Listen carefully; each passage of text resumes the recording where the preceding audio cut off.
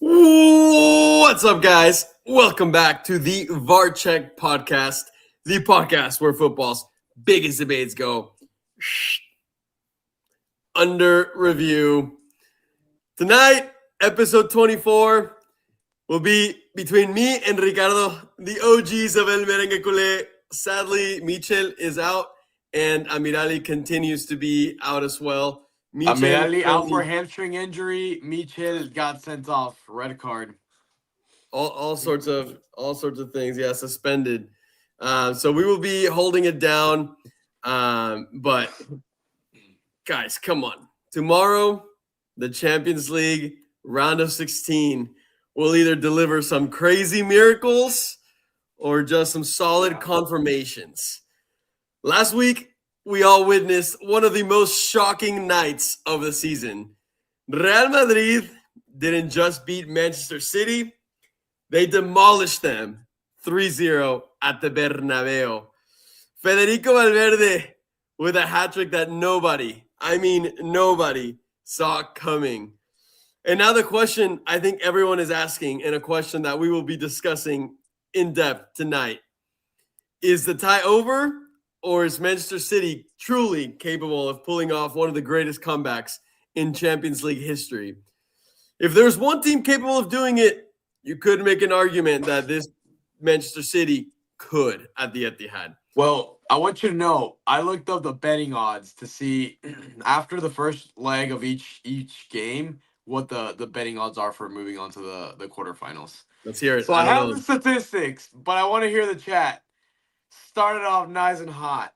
I want to say, first of all, Federico Valverde, probably his best game of his career. Yes, he had the memorable moments for Federico Valverde, the red card against Atletico, obviously a few goals here and there. But red card against Atletico, and then his Champions League assist to Vini against Liverpool. Yes. I think those are the top ones that come to my mind. Great moments. Nothing that even comes close to what happened this past week. However, I will say he is lucky to have played that game. Another ref could have sent him off against Benfica with the little punch in the face. But that's neither here nor there. Remembering the old ghosts. That's neither here nor there. Great game he had. But let's see. Anybody in the chat? All right. We have Ariav that's joining in. Yo. And obviously we have a lot to talk about from Barça's end. Yes. So we will be getting there. But go ahead. Yeah, I'm curious. No, I just kind of wanted to go over the game before we actually move on to what it means for the rest of the tie. I thought Man City started off really strong. They looked very dangerous, very driven, very goal-orientated. Unlike any city I've ever seen. Normally cities, they choke you slow, painful death. But this city was for blood. They wanted to end the tie as fast as possible. And that might have been what bit them in the butt. Because the moment it went Real Madrid's way, it's like they had no solution. They hadn't planned for that to happen. They thought they were just going to go in there, put one in, put the next one in, and the game's over. And that just didn't happen for them. Real quick, look who we have joining in. Michel from the other side, tuning in from the rehearsal. He'll be there for the next one. A la Madrid Perros y a la Bodo. Ricky, yes, you did go a little bit laggy for a second, but I'm sure it'll come back around. Barça Cico, what up, my G? Vizca Barça, let's go. Ariab, otro Vizca Barça. And yo for Michel. Michel, we're very sad that you're not here, especially for this one. I just knew I was gonna get a lot of hate from you for Bodo from Bodo's end, and so it's a shame that you can't be here for it. But Ricky, I'm sure will represent you faithfully. Let's go. Nice and strong. Yeah. No, for sure. But I mean, honestly, yeah, you said it right. City went out there.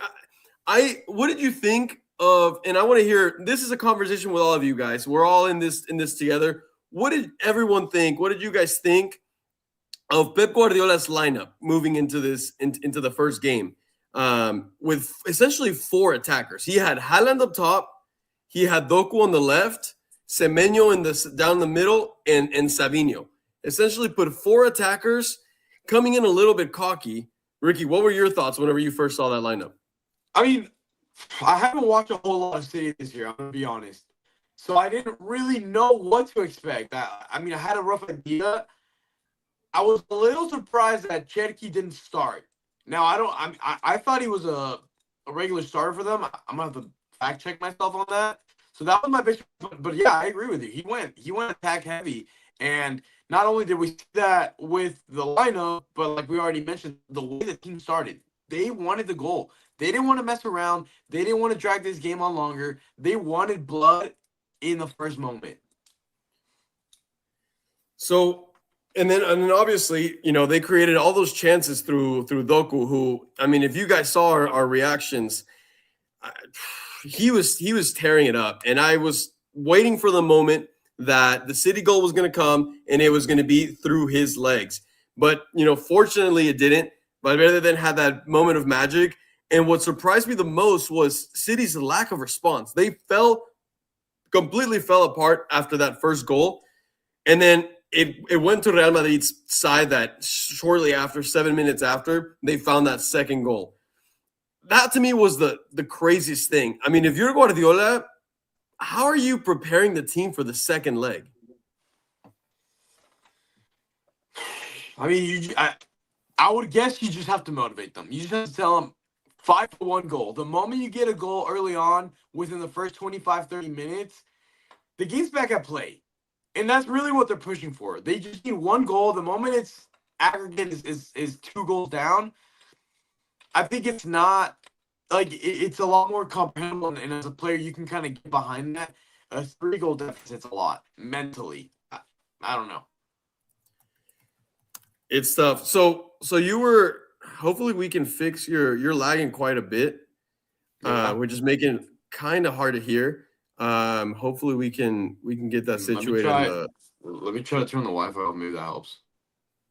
Yeah. But anyways, in the meantime, I'm going to be looking over some of the comments here. Let's see. Ariev, are we doing UCL Leg 2 predictions late into the stream? 100%. The plan for this stream tonight is going to be very Champions League heavy. We're going to go over not just Real Madrid's game, not just Barça's game, but a little more in depth into all the different 8 ties that were in the Champions League. And then we'll do our second leg predictions and kind of go from there. Let's see. Barça Cico, as much as I hate Real Madrid, I am happy. Let's see. I'm going to remove Ricky real quick while he gets his stuff fixed. As much as I hate Real Madrid, I am happy they shut up the Premier League haters. That is another thing that we're guaranteeing to be focusing on, the fact that the Premier League teams did not deliver in this first leg. Hold on, Ricky seems to be back. Did it get better or worse? You're still pretty blurry and you're still lagging a little bit. I think it could still be further improved, but hopefully it's starting to get better. So anyways, we're going to talk a little more about the Premier League's failure to get even a single win. Let's see. Ariev, Haaland has one thing of ghosting once in a while. Last game, City had a chance to score, however, so the same lineup could do it. We'll see. Rudiger seems to be pretty good coming up against Haaland. Let's hope that he can keep that trend going. Mr. J7744, I've never seen you join us live before. Welcome to the VAR Check Podcast. He's saying Pep will always do a Pep and try to be the main protagonist. Yes, and I mean, I think that's essentially what we saw with his lineup. He tried to show that he had balls and put out all those attackers, and in the end, it backfired. Arbeloa said in the pregame that he expected Pep to come out with some surprise, and I think that was a surprise that he anticipated. But I think Arbeloa came out with an even better surprise in putting Thiago Pitarch up in the lineup, which, if you ask me, had a phenomenal game. Barça Cico, bad idea. They thought they were going to win the game and underestimated Madrid. We all know Champions League, no matter the form of Real Madrid, they will always arrive when they need to.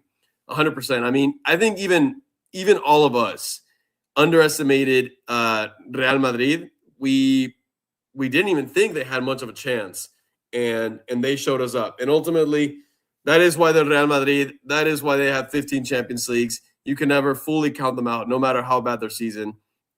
And yeah, they taught everyone here a lesson, I think, because I don't think there was, I think, one person, I think Shoryu, who said that Madrid was going to win 2-0 in our stream. I think if City even get one goal last game, which was very much possible, the chances of possible remontada would be much stronger. 100%. I mean, I'm thinking that takes me back to the Thiago Pitach error where O'Reilly almost scored. And yet again, Thibaut Courtois saving Real Madrid. How many times is he going to save Real Madrid?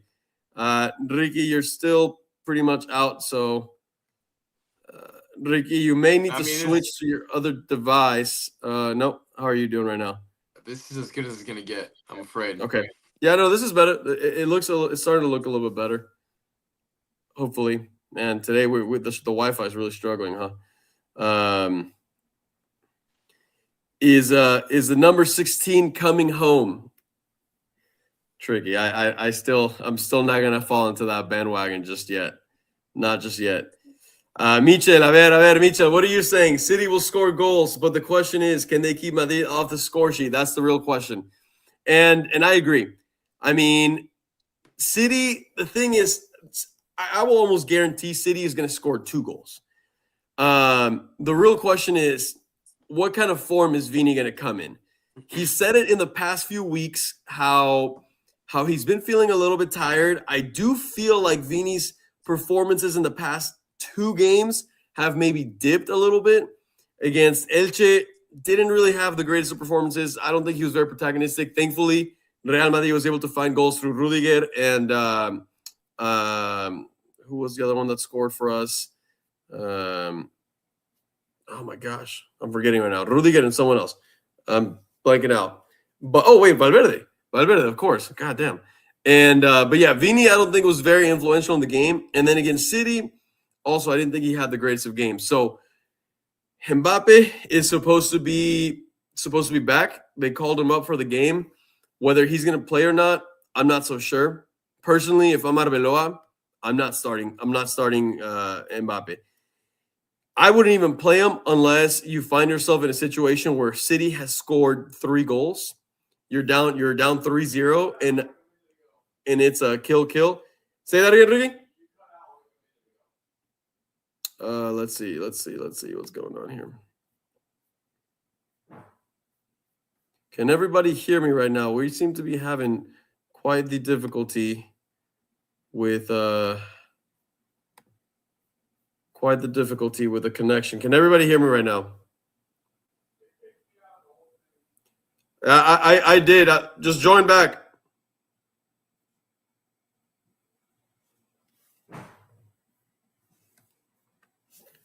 All right, guys. Sorry, we are figuring out all of these technical difficulties. Let me know if you can hear me. You're clear, just Ricky having issues. Okay, we're going to continue up until Ricky returns. So, yeah, the question is, will Mbappe play at all tomorrow? Like I said, I don't think he should. I don't think he should at all, but we'll see. Bellingham is also called up. Also, don't think Bellingham should be playing at all. Ricky, you're back. You look much better. Let's see. Give us a little something here. Let's see. My Wi-Fi's been struggling, but hopefully we're back. I can hear you. I can see you pretty clearly, and I can hear you well. I think it's just you might be lagging the tiniest bit. But anyways, let's continue. So we were talking about the fact that Mbappe was called, and if you're Arbeloa, how are you managing the team? And then with that being said, also Micha said Real Madrid's key is to score a goal. Can City hold them off? What do you think? I mean, I think Madrid's got the leg in the bag. Whether Madrid can score, which they can, we know we saw that they can. I just see it tough that City's able to either keep them at bay and score 3 or 4 goals. I just see it too tough for them. Do you think so responding to Barça Cico saying, do Madrid play defensive or no? I mean, obviously Madrid has to go out there with a serious defensive block, but do you think it'd be a mistake Yeah, I think play the same way you play the first leg. Like, there's no need to be afraid. You show them up. You outplayed them. Play your game. Play your game. I think the moment that you start changing things up, you step further back, especially for a team like City. Historically, however, this City team's a little different, or at least the version we saw of them. I think you prioritize keeping two players near Doku, cut his space down. But besides that, don't change a whole lot. I mean, get lucky and hope that Haaland doesn't have another good game. Neutralize him as best as possible, and I think that's their main point of danger. I didn't really see a whole lot from their midfield. Savinho went. I didn't even see him touch the ball. I don't think we So saw him it's touch the ball. Doku and Haaland. Haaland just because we know what he can do, and Doku because of what he actually did or almost did. I think I agree with you. And I think personally, Real Madrid will go through. But if there's one season where I'm going to be hesitant, I feel like it's this season with how inconsistent Real Madrid have been. They've gone from, winning some games like this, showing us up against City, but then also playing horrendously. So what I'm personally afraid of is a City that finds that early goal. Yeah. Real Madrid start to get a little bit of nerves. City finds the second goal in the first half, and then they have the whole second half to find that third goal with a Real Madrid that's tripping. That is, I think, the ideal scenario for Pep Guardiola. Only time will tell. So to conclude this, the NBC Sports odds for Real Madrid going through are 94 to 97%. Pretty high. That's too high in my opinion. I don't know what you guys think down in the comments. 94% chance that Real Madrid goes through. I would give them, and I think I said this while we were watching the game live in the live reactions. I said if Real Madrid finishes with a 3-goal lead, I give City a 15% chance of going through. So 85 for Real Madrid. I want to hear everyone down in the comments what percentage you're giving Real Madrid.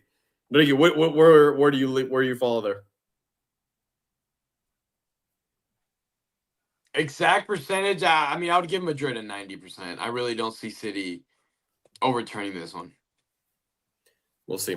Especially if Real Madrid finds a goal in the first half, I think it's cooked. If they find a goal, period, I think it's cooked. I don't see a world in which City score 5 on Real Madrid in 90 minutes, which is what they would need if obviously Madrid scores 1.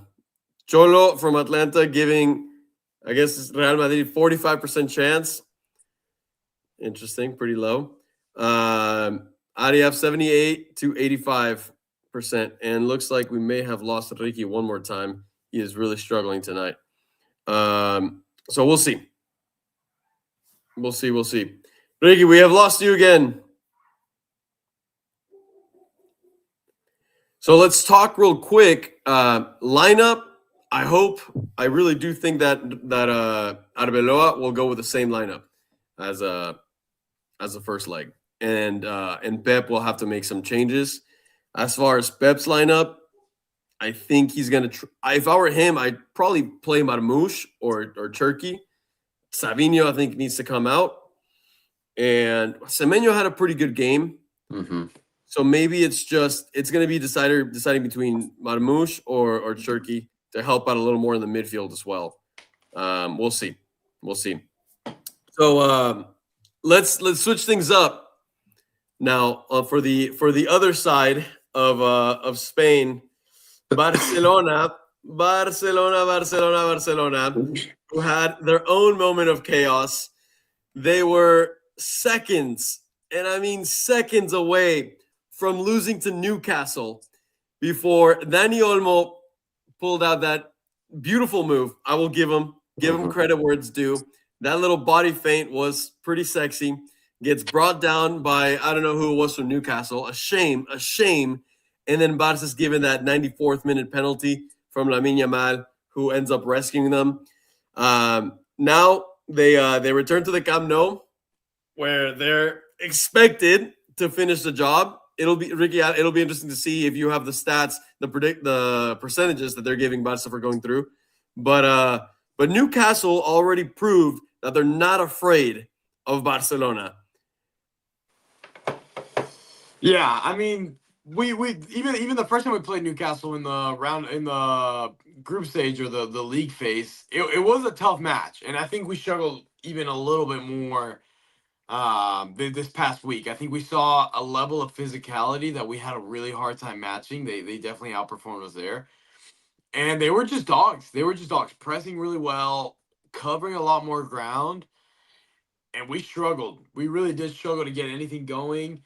I think we got lucky in the end with that penalty.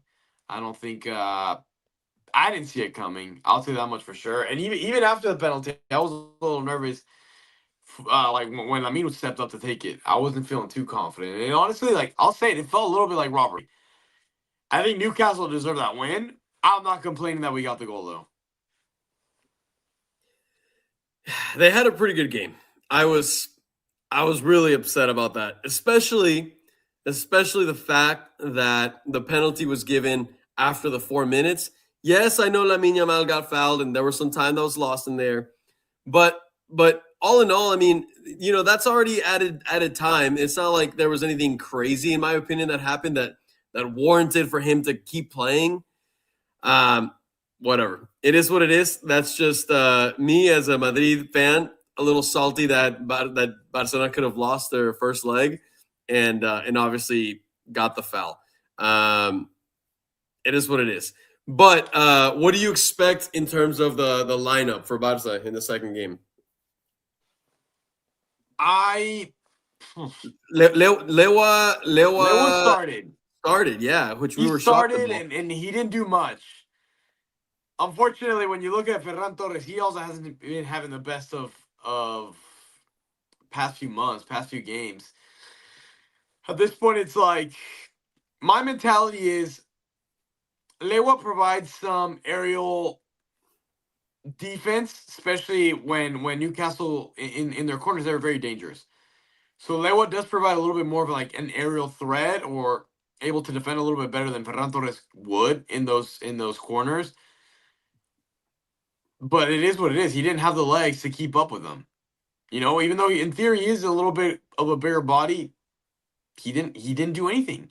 He the few chances he had didn't take advantage of them. So it's like, okay, might as well just put Ferran Torres up there. Put him up there and let him cover a little bit more ground. We know Ferran Torres is able to press that back line a little bit more, and that might be just enough to either force a mistake, allow the team to get up, anything. Because to me, Lewa did nothing.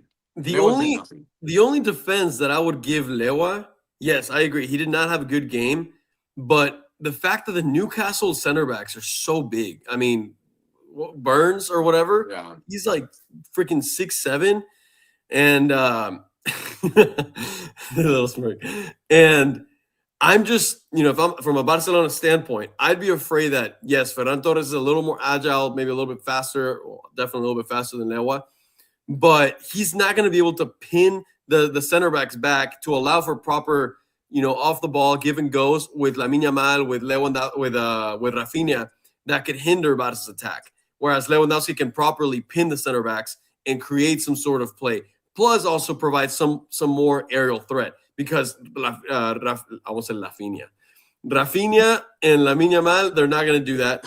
And whoever ends up playing a center attacking mid, whether it's Olmo, whether it's Fermin, also not providing any aerial threat. So I think Barca's going to have some sort of height to their attack.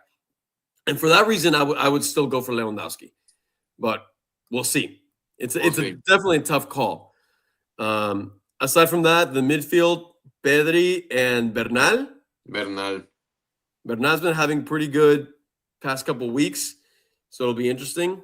And then defense, what's the Kunde might still be out? Yeah, Kunde is still out till early April. Okay, so then it's going to be... Cancelo's been doing pretty good. Cancelo, who had a really good game this weekend too. The backline's a little questionable. I mean, it's going to be Cubarsí. and Eddie Garcia, or do you go for Araujo? At this point, It's going to be Eddie Garcia. I think I trust Eddie Garcia a little bit more. Yeah. I think when you, like we already mentioned, Newcastle played better. But when you break down the actual goal, if you're looking to blame anybody, the easiest person to blame is Araujo. Yes, the ref forced him to stay out. Unlucky, happened. He had plenty of time to recover. He had plenty of time to find that spot back into that right center back position, and he didn't. He stayed top of the box. Rafinha tried covering for him. Miscommunication, but it's like, you're a center back. Get in the box. Defend. And it's just it's like, how many times can I forgive you? How many mistakes is it going to take? It's always in the Champions League too. It's always a big game, and it's always a big loss, and it's always a season-defining game. So what I'm hearing is Araujo bench. Araujo needs to do. I don't know what he needs to do to gain my confidence back, but he doesn't have it. I'll tell you that much right now. Yeah. The fact that I'm sitting here and saying Eddie Garcia is a better player than Araujo, it's crazy. I would have never thought in my whole life I'd say that. Never. Let's see. Barça Zico is saying, why not throw Rashford up front? I actually don't dislike that. I don't dislike that. He had a really good game in the first leg. He had a good game. He's faster. He's probably he's more physical. He's more physical. The thing is he just doesn't understand the system as well. I think he's not able to play with the rest of the team as well. He looks a little more clunky. Might not be bad though. He knows the Premier League. He knows the type of rhythm that's required, and he was a difference maker in the league phase. Yeah. I don't discard that. I actually kind of like that. We'll see, but that is a potentially viable option.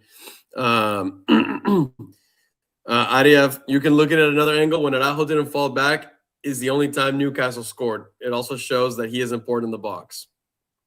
Yeah, look, you're not wrong. He's not horrible. Like, when he's where he needs to be, he can defend like no other. He's more physical than I would say the majority of center backs.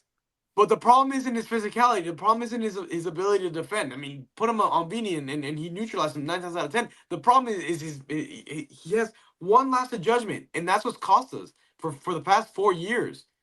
He can defend, but he just can't remain focused. It's a lack of concentration. It's lapses of judgment that have cost us so many big games. And like, we can pull up the list. The red card against PSG a few years ago. There was the other one last season. Was it last season? Yeah, but there's multiple for sure. There's multiple. There's multiple. We'll see. So I guess the real question, obviously, Barça is favorites to win at home, to go through.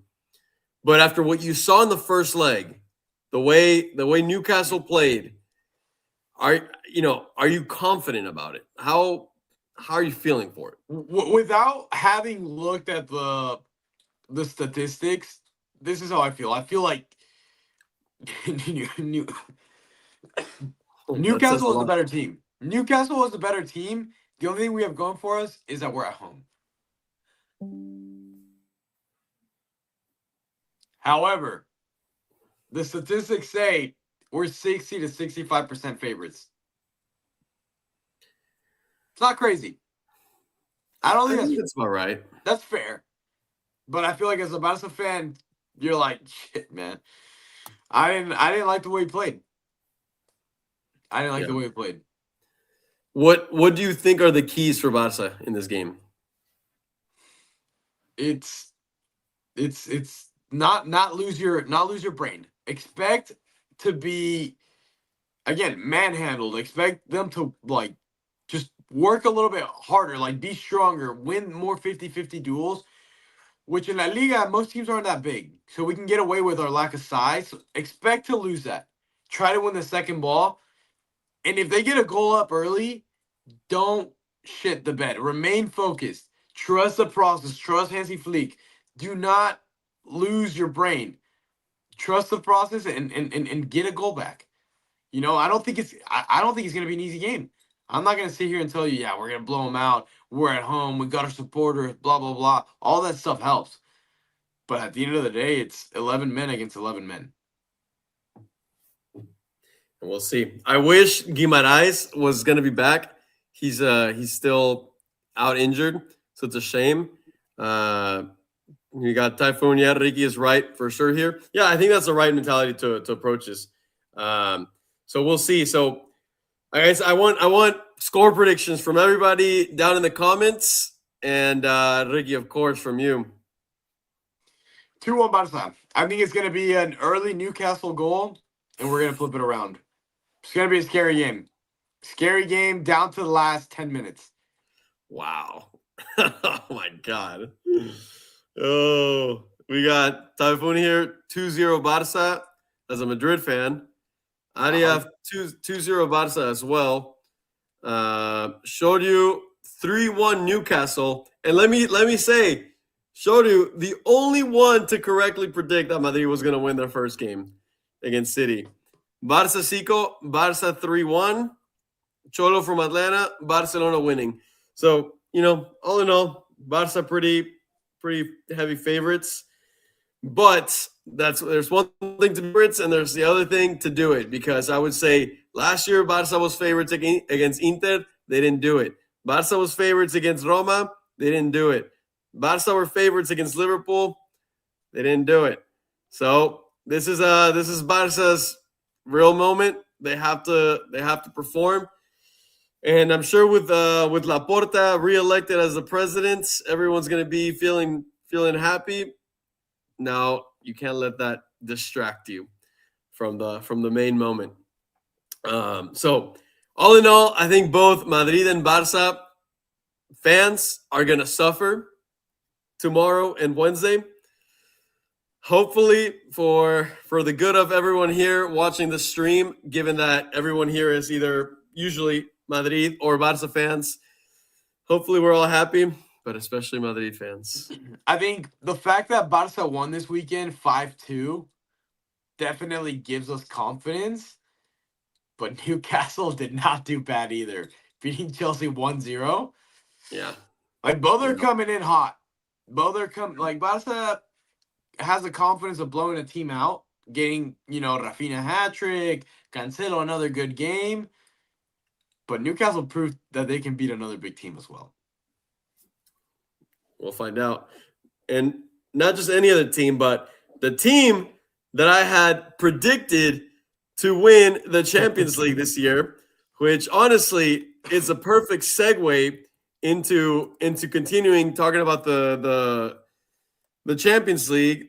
Now we're going to focus on a lot of the other legs. PSG 5, Chelsea 2. I mean, I feel like I'm a Chelsea fan at this point since I predicted them to win this Champions League. What a heartbreaking result if you're a Chelsea fan. I mean, Pricey, I haven't seen you comment this stream, but if you're out there, I feel bad for Chelsea because they did not play bad. No, and that's the thing that frustrates me here. This scoreline is the same scoreline that Atletico Madrid beat Spurs, and that was a very deserved scoreline. If anything, could have been more. But this scoreline here was not indicative of the game at all. It's such a shame. Yeah, I mean, I agree. Like, Chelsea did not play bad. Chelsea had moments where they, looked like they could have put PSG away. The final whistle blows, and statistically, Chelsea has a 1% chance of going through. I mean, which I think is fine. Honestly, that one compared to the Madrid one, this one seems a lot more accurate to me. I think what was it? It was like minute 85, and the game was 3-2. I mean, if Chelsea goes to the second leg with a 3-2 score, I much think they could do it. They could beat PSG at home by one goal, take it to extra time. If anything, they actually end up getting that 2-goal victory. But Kvaratskhelia came in and absolutely just did them dirty. Yeah. And it's just such a shame because for me, it just throws off my prediction completely. And I know I'm cooked. I know I'm just absolutely cooked on this one. So anyways, it's such a shame. We got Rufus here saying Chelsea is ass. That's what it is. I mean, look, Chelsea, I knew I was going on a limb putting Chelsea as my predicted team to win the Champions League, but I didn't think Chelsea was ass. I mean, Chelsea has been inconsistent in the Premier League for sure, but also has had good moments this season, with one being the 3-0 victory against the Barça. That in that moment, Barça was still, favorites going into the game. We sat in this very own podcast and everyone predicted Barça win, Barça win, Barça win, and Chelsea won 3-0. It was almost like that City Madrid pregame where everyone predicted City to win that one and Madrid won the 3-0. So anyways, a shame that Chelsea is essentially out of this Champions League. It is what it is. It is what it is. On the other hand, we had another Premier League team that also couldn't do it. And this is one that, we even had people predict that they could not make it to the next round. Liverpool lost 1-0 to Galatasaray. Ricky, what were your thoughts on this one? I mean, I put Galatasaray going through. And Galatasaray has a good team. You go through their lineups, and they got great players. But I feel like my prediction was more emotional than logical. At the end of the day, yes, Liverpool's not having the best of years, but Liverpool's still Liverpool. I mean, they spent how much money this for this season? Not enough, apparently. Verts, I know Isak got injured, and he's been out for like 4 months. But I mean, they went on to buy also Frimpong. They have a monster team, and they cannot figure it out, which is impressive. I mean, what are the odds for them? Liverpool is still favorites, 55-60, which I found surprising.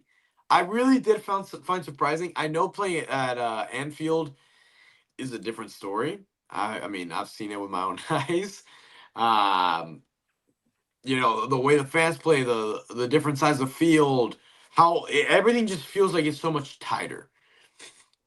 I think Galatasaray will struggle, but I still think they'll take it through.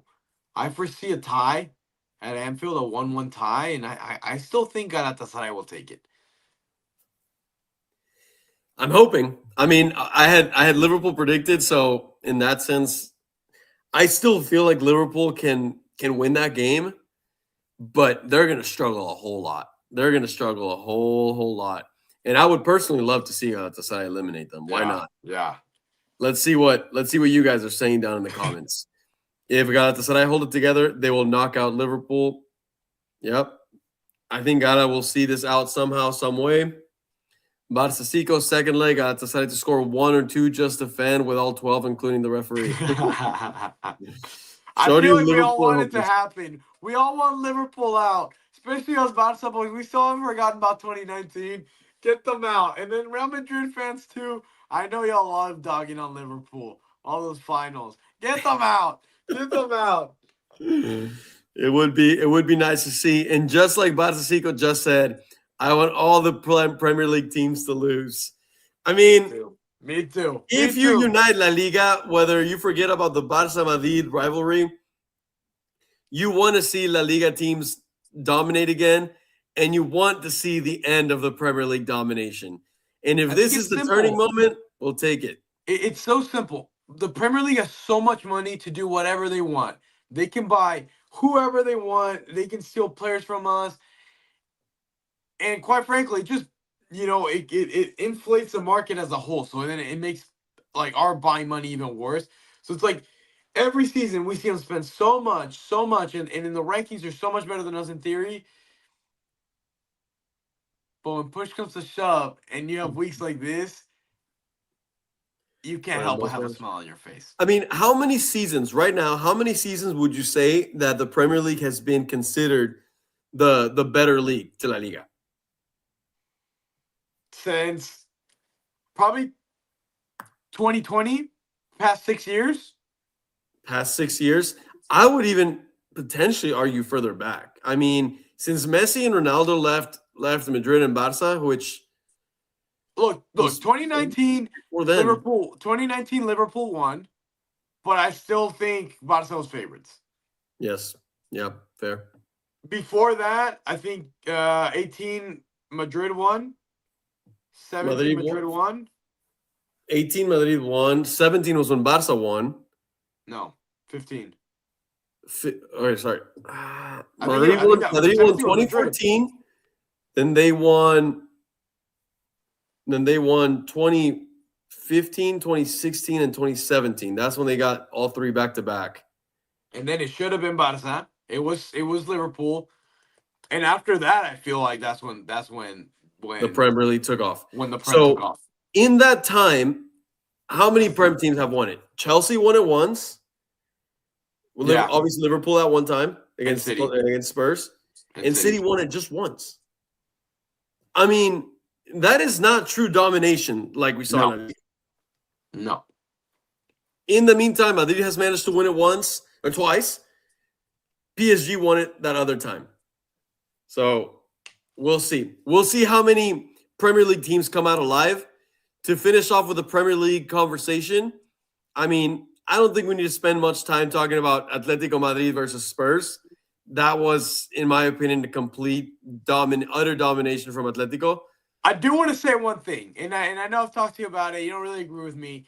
You see those highlights, and all of the mistakes came down to slipping. All of those players were slipping, which was the same thing that we saw when Atletico Madrid defeated Barcelona in the Copa del Rey. The reason they won, one of the reasons they won, not the only reason, one of the reasons they won was because of how often we were slipping in defense and when we attacked. So to go see another team kind of struggle with the same thing makes you wonder, is there something different going on with their grass? Is there, are they watering it differently? Is there, are they able to find and take advantage of little discrepancies? I wouldn't put it past Simeone. If there's a manager that would do something like that, it would be him. And I don't know what y'all think. Let me know in the chat. I just can't take that as Atletico won this because they water their grass more. I don't know what they're doing. If that's true, then they're gonna be slipping just as much. I mean, or they know that and wear longer cleats. Oh my God! Come on, they're just out here custom making their cleats to be longer so they can get an advantage. I would love if that's true. Look, would you? It doesn't sound crazy to me. I don't know if I can. I mean, look, for sure, Spurs slipped a little more than normal people would slip. I mean, Spurs were slipping left and right. Both goalkeeper mistakes were down to slipping. You look at the Barca game, and it was the same thing. And both of those games were played at the Wanda. I don't know. I think it's a little sus. I don't know. That's all I have to say to that. Ultimately, you got to feel for that keeper. To be fair, Courtois did say that he acknowledged that Atletico Madrid, the Metropolitano field, is known for having issues. So I will give you that one. I don't know if it comes down to tactics or it's just something about that field. Whatever. But nonetheless, I mean, Atletico Madrid was better than Spurs. Spurs, in my opinion, with the season they're having, almost being in relegation, it was bound for them to get destroyed by Atletico Madrid. And if not, I don't disagree, but in the league, they were pretty high up. No, I know. They were fourth place. So, it's the craziest thing. I agree. I just think ultimately, and we looked at who Spurs played throughout the league phase. I just don't think they really came up against that many tough opponents. Sure. I think their toughest one was PSG, and that was about it. So that kind of helped them get to this position. And statistically, Atletico Madrid has a 97 to 98% chance of going through. Yeah, I'm surprised it's not 99 again. Me too. Honestly, I would give them 99 just as much as PSG had 99. Something out of Mario Kart. They're just slipping on those bananas. Let's see. Arias said, without the mistakes, Spurs could have salvaged just one goal, lost or tied, but Atleti would go through anyway. Maybe. I don't disagree. Atletico is still favorites. So, anyways, Atletico Madrid, I would, like I said, give them 99% chance of going through. And let's talk about Arsenal. Arsenal had a very tough time against Leverkusen. Honestly, I'm not shocked. I don't personally think this is a shocking result. I think playing Leverkusen in Germany has got to be a very tough game. Leverkusen is a very physical team. And Arsenal's dealing with a lot of things. The Premier League, the domestic cups, the Champions League. This result, I don't think puts Arsenal out. If anything, I would say Arsenal is the main team that still has the greatest chances of going through to the next round. What do you think? I agree with you that Arsenal has a lot to handle. They have a lot of pressure from the Premier League, and they know that. But now they don't. Hold on. At the same time, this Leverkusen team has been poor this whole year. I was very curious to see, because they had a wonderful season last year. We all know that. I was curious to see how they would do without Xabi Alonso, without Frimpong, without the other players they lost. And so I kept on checking on them silently. And like, it was just disappointment out of disappointment. So yes, not an easy game, but I still expected, I still demanded Arsenal to win like a 3-1, a 2-1, like something big. The fact that they were able to tie it in Barcelona fashion in the last minute penalty, is this a wake-up call Arsenal needs? Maybe, but I just, honestly, I'm a little disappointed in them. I thought they were a little bit more dominant than that, and suddenly I kind of look at them as more human and less unbeatable. Fair. I mean, they won every single game in the league phase. And with the way, they've been first place in the Premier League, they've been first place in our power rankings. Yeah, we almost saw them as this like godly, unhuman team that no one could touch. And finally, Leverkusen. Yeah, as good as Bayern Munich's been doing, we're always like, no, Arsenal's still ahead. Bayern Munich banging out numbers, and we're, without a doubt, we didn't even question it. Arsenal's still ahead. And now that's not so clear to me. I mean, I think it's fair that Arsenal and Bayern are right here. Right here. It's like Bayern could definitely be number one. I think the only reason why Arsenal has stayed number one in our power rankings is the fact that their head-to-head Arsenal beat them. That's been their pure, in my opinion, reason for being first. But Arsenal or Bayern could easily be number one in those power rankings. Let's see what some of the comments are saying. Arsenal is in the same boat as Barcelona. Yeah, not just result-wise, but the fact that both got last-minute penalties. Also, that last-minute penalty really – if Arsenal was headed into this game with a 1-0 loss, that pressure could be enough to knock them out. Statistically, Arsenal's sitting almost exactly as Barcelona with 65% chance of going through. They're still the favorites. But we'll see. Yeah, I mean, everything. I agree with everything you just said. Yeah. I think between the Arsenal, Leverkusen, and Galatasaray, Liverpool, 100% one of the two Prem teams don't go through. Obviously, Liverpool have the lower percentage. Oh wait, what did you say what Liverpool's odds were to go through? Liverpool was pretty high. Hold on, let me find it. Where are they at? 55 to 60% chance of going through. That's higher than I would have honestly thought. That's high. I would have maybe given Liverpool 40, 45, given that they lost. Yeah, max 50. We'll 50. See. Because they're down. Cholo from Atlanta reminding us that Leverkusen tied with Bayern this last game.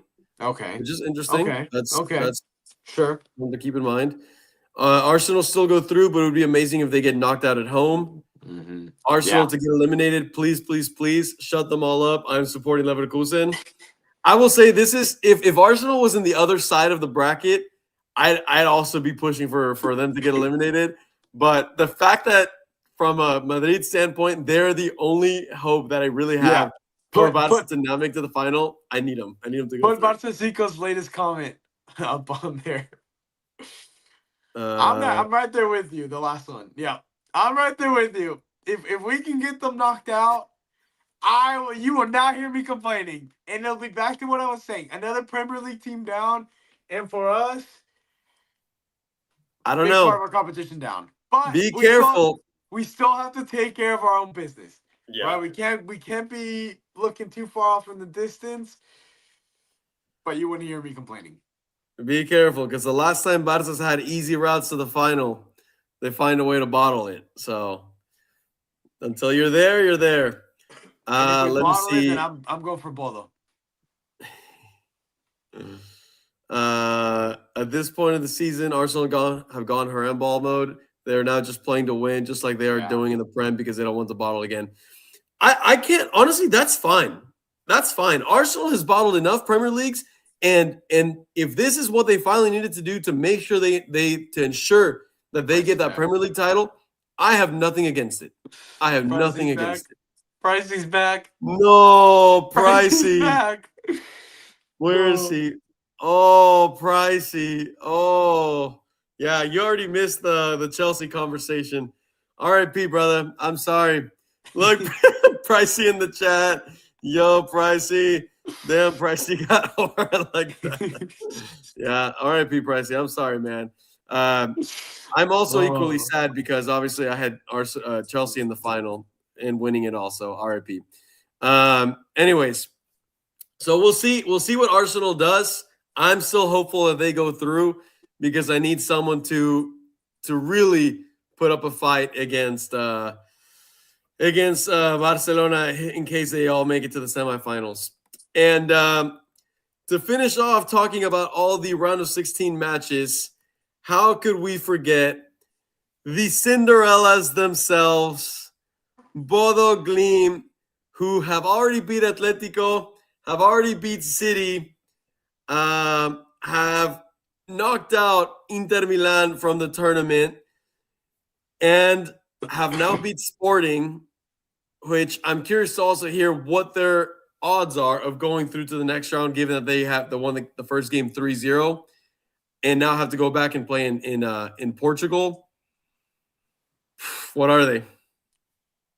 I would have gone a little higher for a goal, though. 90 to 95%. That's pretty fair. I mean, would you give him that 99, 98? I would give him that 95. 95. I don't know. Although Arsenal wouldn't be so bad. Just keep them giving all the Giants. Okay, if we see a Bodo Arsenal. No. You know what? I'm going to take this back. If somehow Leverkusen do the deed, eliminate Arsenal, and we see a Bodo Leverkusen, is Bodo making it to the semifinal of the Champions League? We have to. If Bodo is coming up against Leverkusen, we all have to rally and we all have to buy Bodo jerseys with their names on the back. Just for them to meet up against potentially Barça in the semifinals. And imagine the scenes if they do it. Then I will buy the jersey. We'll see. I think we're all excited for Bodo. Obviously, I'm going to keep predicting against them because it seems to be the push that they need to keep winning. So, yeah, Bodo doesn't go through. Let's see some of the comments here. I am way more scared of facing Bodo than Leverkusen. It's hard to disagree. It's hard to disagree because, like, we know they play well. We've seen them play this year, but it's his dark horse. It's his unknown energy. I don't know. Stay away from me. I find it hilarious. So there you have it. We've gone through all 8 of the ties with their respective percentages. We missed Bayern Munich. I mean, 99%. If Done. All right, if next. yeah, if PSG get 99%, if Atletico get 99%, then Bayern get 99.999. That's literally what it is. Greater than 99.9. Yeah, I mean, Atalanta Bayern 0. absolutely manhandled Atlanta. It's that one. That one is the only one that I can, confidently say it's a done deal. It's good. That's so I'm gonna name the potential quarterfinals. Let me know if you disagree with any of them. PSG against Galatasaray, Madrid against Bayern, Barça Atlético, Bodo Arsenal. I'd agree with that. Which, Go. No, you. I was gonna say, and with that being said, since I've been on the Amir with the statistics, I'm gonna give you each team's percentage of winning the whole tournament. All right. Ready? Let's hear Number it. 1, Bayern Munich dethroning Arsenal with a 24% chance of going through all the way. Followed by Arsenal, 20% chance. Barcelona with a 13% chance. And I think that's purely from the side of the bracket that we're coming in on. PSG with a 10%, which is pretty low. But again, they have a hard, their route to the finals. They have to face either Liverpool, Madrid, Bayern. Yeah. Madrid, 8% chance. Atletico, 5%. Liverpool with a 4%. Newcastle, 3%. Man City, 2%. Leverkusen, Galatasaray, less than 2%. Will be interesting. I don't know. I want to say that Arsenal's going to bottle it. Arsenal's not winning it. It has to be Bayern, I guess. It has to be Bayern. Bayern has to be the favorites right now. It has to be Bayern the favorites, yeah. I mean, with the way they're rolling through. So I don't necessarily want to make any adjustments to the power rankings without Michel, without Amir. Yeah. But but this is where we have them, but I agree. This is where we had them before coming into the round of 16. I think surely City has to get pushed back a little bit. Liverpool probably has to get pushed back. You move Madrid Chelsea up. has to as well, just because of the way that they've been doing in the Premier League and in the Champions League. Yeah. We'll see. We're not going to touch them. We're going to touch them next podcast. And that'll be perfect because, both legs will have been played. Yep. And we should have probably both of the boys back. If not, for sure, Mitchell. I'm hoping, Mitchell for sure. Mitchell got a red card. That's why he's not here to this game. And we'll see how Amir's hamstring injury, if he recovers. Oh, wait, this is a good question. What are Bodo's chances of winning? It said less than 2%. It grouped Leverkusen, Galatasaray, and others. Less than 2% each. Mm-hmm. Interesting. Unfortunately. Here we are. Now they go to the final. We'll see. Shit, we'll see. Let's open it up for questions from everyone. In the meantime, obviously, highlight moments from this weekend. Rafinha got a hat trick. It seems like he's finally hitting the form he should have been hitting earlier in the season, in arguably the best time of the season. Yeah. Guller's half field goal. Guller's 70-meter. Yeah, more than half field. Yeah, 70-meter, more than half field. Phenomenal goal. Shout out to Arbeloa for, I think, impressive from him to be doubling down on his bet with the Castilla players. I mean, I think he fielded 6 to 7 players, Castilla players, in that victory against Elche. And for a moment, it literally looked like Real Madrid Castilla playing out there, which was truly, truly, truly impressive. All right, let's see. We're starting to get some questions coming in.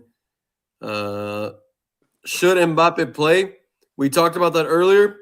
I already talked about it. And funny enough, Ricky, that's whenever you were tripping out. So I'll let you answer this one. I don't know if I would start him. I would take it easy, considering the fact that more than likely you're going through. You don't need to risk such an important player on a game that is important. Don't get me wrong, but the odds are in your favor. Hold him off on the bench if you need him, or whether you need him or not, play him the last 30 minutes. Put him in minute 60. Let him get some touches. Let him get some game rhythm back in. But don't force it. Don't risk another injury, especially when we're talking knee injuries and the World Cup coming in. I'm sure his camp is not pushing for him to play this game. No, and I agree. And equally, you have this weekend, you have Atletico Madrid coming up. That's right. And that's a huge game. You're still within fighting distance for La Liga. Not something that you can just give up. So the only reason I see Mbappe going into this match is if Madrid is down 3-0 and you got 20 minutes left in the game, you got to put everything, or you go to extra time, or even if you're down 2-0 in the second half, which is the perfect way to transition to this other question that I saw here from Noor Al Hussein. What are your predictions for the Barça Madrid games? We already got Ricky's prediction for the Barça game. You said Barça wins 2-1. 2-1. I think Barça will win their game 2-0.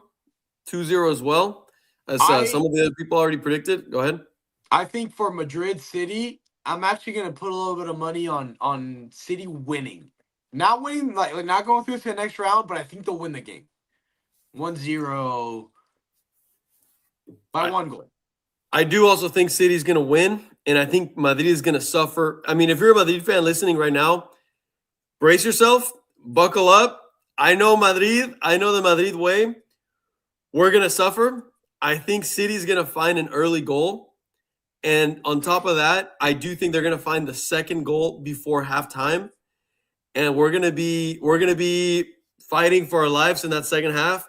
But we do find the goal in the second half, and we end up losing the game 2-1, but going through to the next round. Yeah. We'll see. I do want to hear from you guys in the comments, obviously, as to what y'all think the y'all's predictions are going to be for this one. Let's see. Let's look over some of the other ones.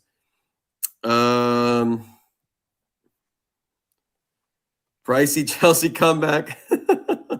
Oh, Pricey. I saw Barça Zico ask earlier if Gavi should start. In my opinion, no. He's still too much of a, again, with injuries like his, you want to take it slow. And I don't know what kind of form he's coming in. He didn't play bad this weekend, the little few minutes that he got. But no, I wouldn't start him yet. Let's see. I like this one. Out of all the teams who are winning right now, who do you think can choke their lead? Ooh, I love this question. This is the question. This is the biggest question of the stream. Out of all the teams who are winning right now, who do you think can choke their lead? But I want to hear from the ones that had that 95% and up. I think I got my answer.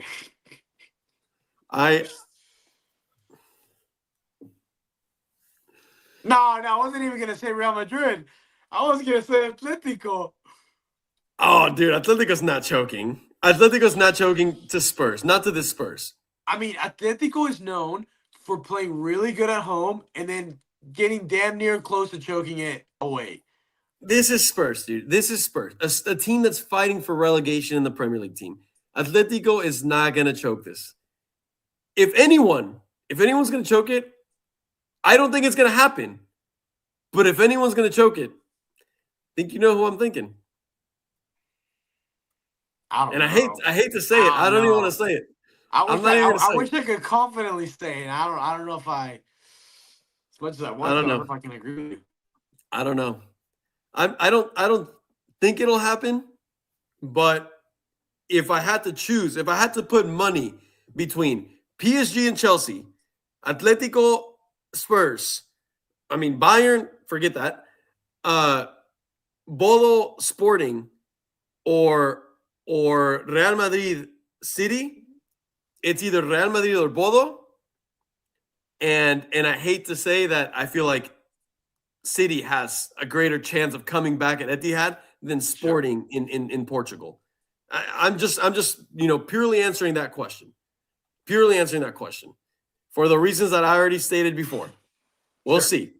I think I didn't watch the City Newcastle game, but people said City played really bad.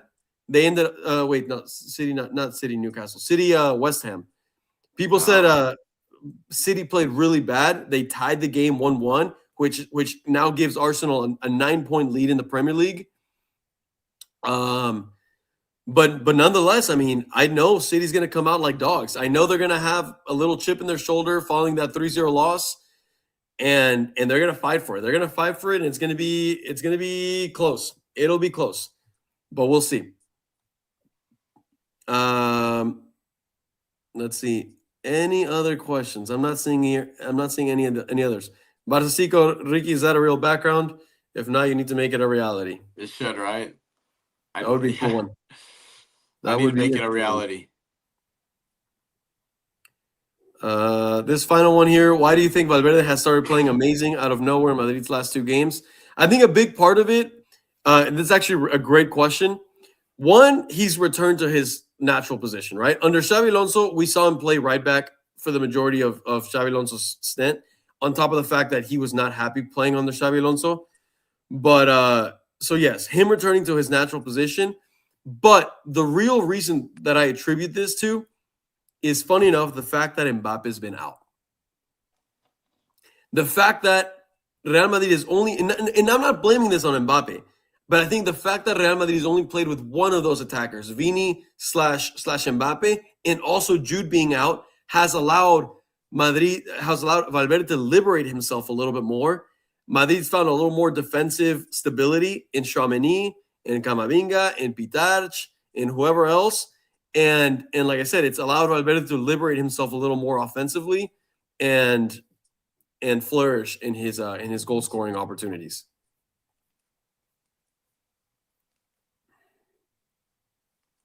Man City versus Arsenal League Cup final prediction. I sure hope Arsenal wins it.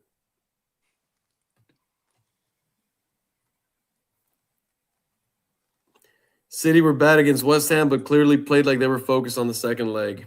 Yeah, I mean, I'm sure their minds were in Madrid, even though they really shouldn't have been. I mean, I thought, if they get that win, they still have the match against Arsenal, the head-to-head against Arsenal in the Premier League. They could have brought that even closer, and Arsenal starts to feel that pressure. You never know what could happen. But with 7 games left for Arsenal in the Premier League, I was already betting that they would not bottle it. I don't think they will. Let's see. City will lose, Chelsea will lose, and Liverpool will lose. I hope for La Liga's sake that next episode we're here talking about how all Premier League teams have been eliminated. I highly doubt it. I hope, but I doubt it. Actually, no, I don't hope it because I do want Arsenal to go through, but I hope 4 out of the 5 are out. And with that being said, I think we've reached the end of the podcast. Ricky, do you have any final comments, questions, concerns? Nothing too crazy. Just dancing away like Laporta. Laporta's back. Joker Laporta for another 5 years. What a time. Well, guys, thank you once again for everyone that joined in. If you haven't, this is your reminder to please hit that like button. Hit the like button. We actually reached, I don't know if this is record, but we reached 30 people listening in live at towards the end of this podcast. Right now, we currently have 25. So shout out to all of you guys. Thank you very much. Obviously, Michel, we miss you very much. Amir, we've been missing you. It's been almost a month since we've seen the guy in the middle. Hopefully he'll be returning soon. And guys, we're in the crunch time of the season. There is no better time to be watching this sport than the months of March, April, May, and then obviously with the World Cup, June, July are going to be phenomenal. The podcast will continue. We love seeing you guys tune in. Love all the comments. We had so many comments come in for this episode 24. Next episode will be hitting a quarter of a century for the VAR Check podcast. So it'll definitely be a special one. We'll be talking about not just who went through, but we'll be talking about our predictions for the future matchups in the quarterfinals. So with that being said, Barça good pod. Looking forward to the next pod. We will be talking about Barcelona qualifying. Cholo from Atlanta, Madrid and Barcelona going through. Hopefully next pod we're celebrating Madrid going through. I'll make sure I'm here for the start of the next one, and hopefully Chelsea, maybe they're here. Start celebrating now. With that being said, guys, have a good rest of your week, and as always, peace out.